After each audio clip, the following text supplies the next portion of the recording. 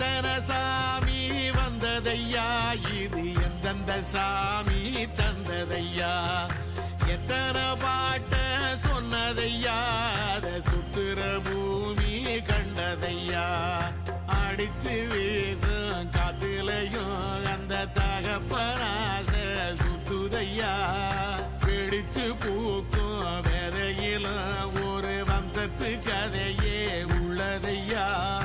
100 தலைமுறை சேர்ந்து செதுக்குன ஈர நலம் இது.